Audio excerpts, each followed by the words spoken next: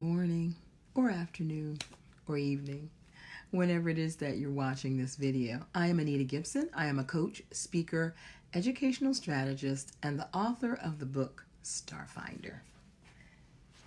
Here's my water. And so, I want to tell you a story today.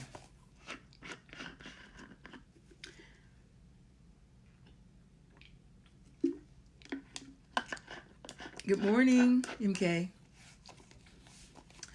I had some challenges with clutter, and everybody doesn't, but it was a challenge for me, and we just had stuff everywhere. We were living a kind of a, chaotic life, and I just was having a struggle keeping it all together. And I can remember one day, I smelled smoke, and some of you may have heard this story. And so I just called, the regular number for the fire department, and I said, smelling smoke in the house. We don't need you to come out.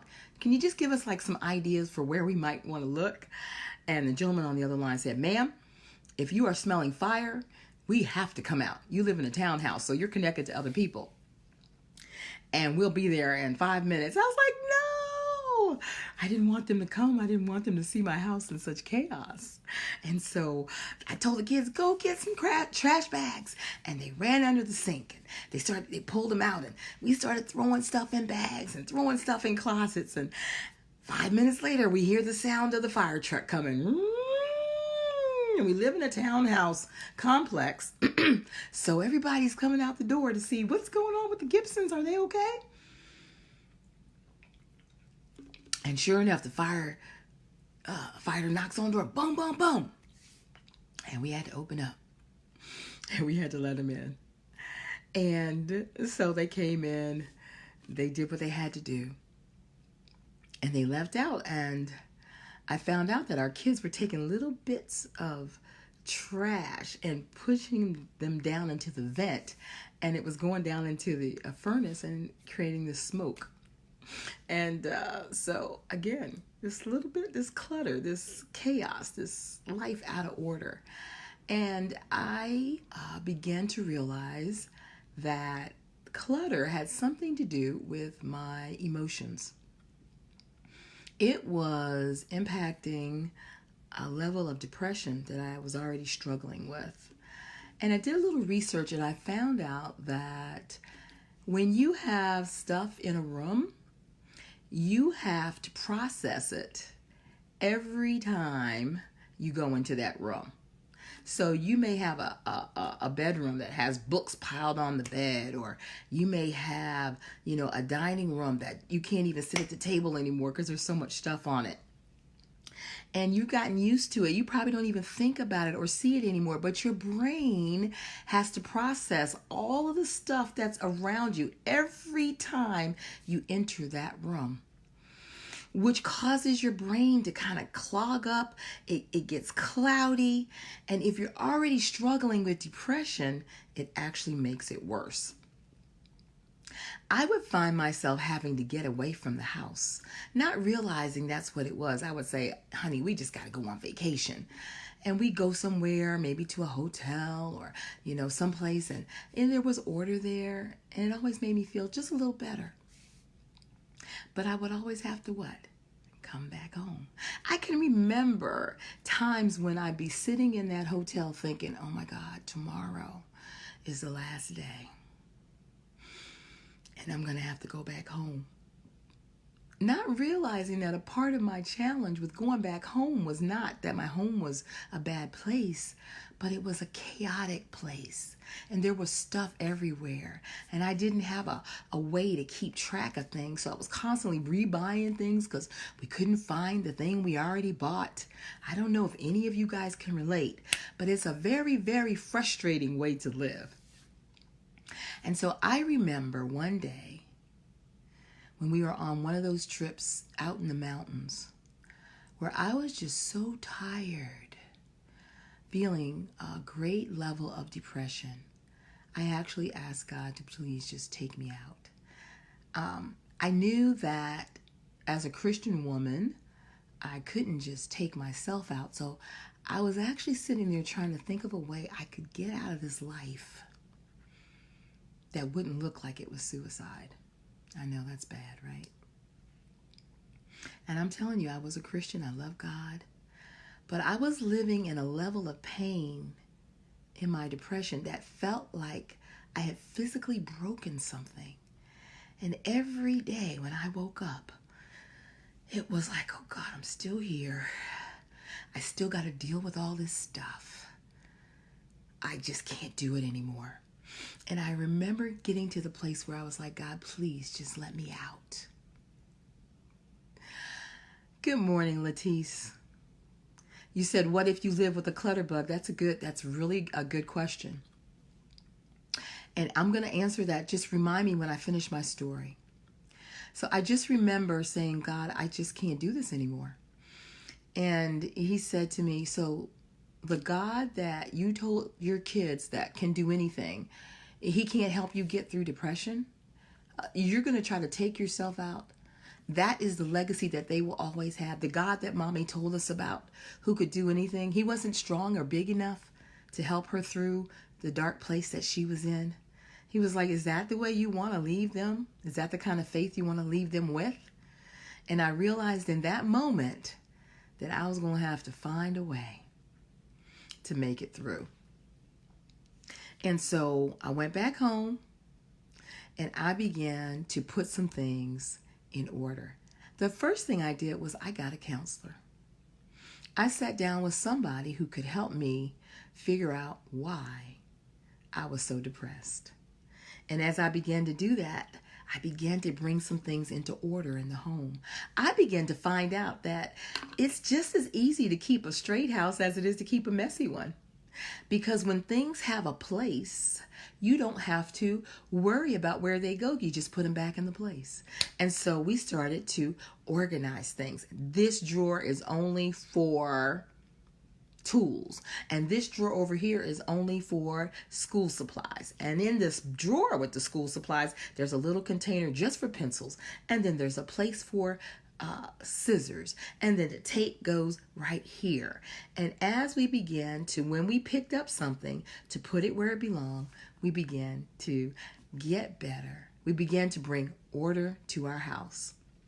Now, Latice asked a question, what if you live with a clutter bug?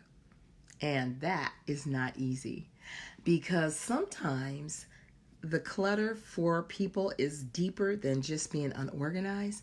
Sometimes it's a deeper root than that. It could be hoarding, where they actually have a need to keep stuff because it makes them feel better. And so it depends on why a person is cluttering up the space. If they're open, you can talk with them about, this is your area over here, clutter at will. But could we keep the living room or, the kitchen, some area where there's some order, and no judgment to them, and I'd be willing to even help with that. And just in terms of us keeping these two areas in order. So if somebody comes to the house, we can at least allow them to sit down and offer them a drink of water. And that's what I told our kids. I was like, look, we are struggling with this keeping things in order, and it's okay.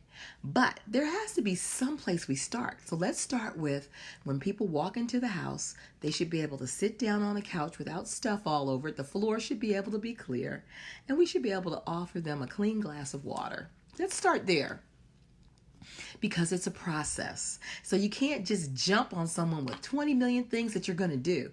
You have to start small, and then you build on that. But clutter, if you're in the midst of clutter, I'm telling you, it clouds your brain. It keeps you really from focusing on the things that you could be focusing on, because your brain is having to take so much time processing all the stuff that's around you. Now, I will tell you, I will never be the white glove chick. The person that you can put the white glove on and you can touch the surfaces and there's no dust on them. That's just not who I am. However, I had to learn that in my home, I had to create a level of order, because it creates a level of peace in people's minds, in their hearts. I had a responsibility to find a way to get better. I had to stop saying that's who I am. This is just me. I'm just not neat. And I used to say that I'm a butterfly. I'm here, I'm there, I'm all over the place. But the reality is, I as the mom still had a responsibility to create an environment in my home that had some level of order. Maybe not the order that someone else might have been able to have. But I could not get a pass. I could not make an excuse and say, oh, that's just the way I am. Oh, the kids are so messy. Because what I found out was kids do what I do. And my kids were messy because their mommy was. That's just the truth. And so when stuff is already messy and chaotic, it's easy just to throw more onto it. But when you start creating order, I had to retrain them because I inadvertently had taught them that messy is fine. Just put things any old place is great, until we were doing school and we couldn't find, hello there, Patricia, we couldn't find the books, or we couldn't find the notebook with all their notes in it, or we couldn't find their homework that they had to bring into their group class. When I started getting inconvenienced by my clutter, I began to realize I needed to do something different. And so as I realized I needed to do something different, I began to figure out what's the next step for us, and then began to implement that thing. This time of year, is a time when, as a mom, you might think, I should be excited, school's about to start. But if we're struggling with clutter, it's a time of overwhelm. It's a time of, how am I going to keep up with all this? And how can I get the clothes washed? And what did I do with the supplies I bought early because I got them on sale, but now I can't find them because of the level of clutter in the house? Good morning, Shiva. What am I going to do with those clothes that I bought over the summer, but I don't know where they are now? So now I got to go out and buy some more clothes, or they got to wear the high waters that from last year until I can find them. My life is chaotic. Yes, I am depressed. Yes, I am down because the chaos, the clutter is actually adding to the depression. It sometimes is actually a symptom of depression. And so you have to be aware that your environment is critical to your well-being mentally. And just as it is for you, it is for your kids as well. Shiva said, girl, I go into block zone. Yes. And she's saying it will definitely make you depressed. I did not realize how the clutter was connected to the depression. And it was once I began to create just a little higher level of order in the house. I'm going to tell you, that was a part of helping my depression. As I said earlier, I had to go get some counseling. I had to tell somebody who didn't know my name, didn't know anything about me, what was really going on, because I was at a point of wanting to take myself out. And that clutter was not helping that at all. But I didn't know how to get out of it. I didn't have processes in place. I didn't even have a desire at the time to want to even touch the clutter. And so I am at a place, let's see, Leticia, you're saying, don't mean to flood and hopefully don't go off subject, but how do you know when it's time to get, let's see if I can push that so I can see what you're saying. I don't see the rest of your question. Time to get what, Letice? Get more help? What? Tell me, and we can talk about it. But listen, if you are feeling depressed, it could be what you're eating. It could be the clutter around you. It could be something that is off in your physiologically. You might need medication. I learned there could be a lot of reasons for it. But I found that clutter is sometimes a thing that we overlook. And that bringing our house in order is not an easy thing, but it's an important one. And so if you just start with one area, with one thing, with one room, and if you're not gonna feel like doing anything. If you've been living in clutter for a long time, you're not gonna feel like doing anything. You're not gonna feel like picking up a thing. You're not gonna feel like doing anything different. But you have to push through that feeling and begin to say, what can I do to get organized? And if you are not an organizer, then you need to talk to a friend who you know is and who will not judge you. Because this is not about good, bad, or ugly. This is not better than somebody else. We all have things that we're struggling with. And sometimes when you're in the midst of clutter, you cannot figure out how to get out of it. I had girlfriends come to my house sometimes and just clean up. They would just pull a broom out and start sweeping the floor. They would just start organizing things. They didn't judge me. They didn't allow me to feel bad. They just said, Anita, I'm coming. I don't care. You're going to open that door because I know you need help. And those were in the days when I just didn't have the strength to get up and do anything. But over time, I began to. Okay, Letice, you're saying, when is it time to get clutter-free from others? That's a good question. And that's a question that you have to ask God about. Because clutter is a very serious thing. I know people don't talk about it a lot. But you have to begin to say, okay, God, what are you saying to me? Because this clutter is having impact. I've talked to the person. They're not interested in doing anything differently. In some ways, Letice, I think you might be getting your answer. It could be a hard thing, but there does come a time when you have to say, I don't want to live like this anymore.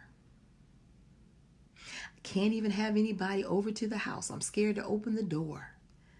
And I'm not saying that's your situation, but it could be someone's. I don't let people in the house anymore because it's just so chaotic. And it's not even your issue. It's somebody else that might be doing it. Yeah, that's a place where you definitely need to say, okay, God, I'm ready to do something different. Help me to live a different way. And that might be something that you need to do for your children.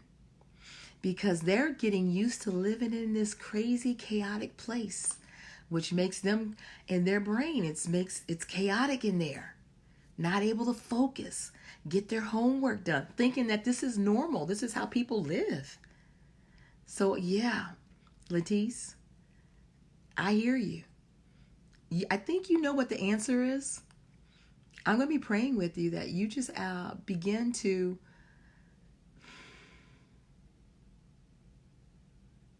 ask God how to move on to next steps. Ask God, how do you get to the next place? Because the clutter is hurting, it's killing you. And so today, if you're dealing with clutter, I want to encourage you to start someplace, to get some help, to say it's not okay, to be honest and say, no, this is not normal, the way we're living. This is not okay, and I want better. I want better for me. I want better for my children. And then ask God to show you what is the next step that I need to take. This is not about anybody else but you and me, God. Because clutter is a part and can be a part of causing depression in my life. And I don't want that anymore.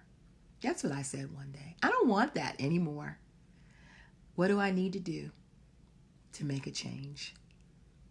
And I got up and I started on that journey. So you guys have a fantastic day. This is Coach Anita Gibson. And I hope that you do something amazing that will help you become the best mom that you can be. Love you guys.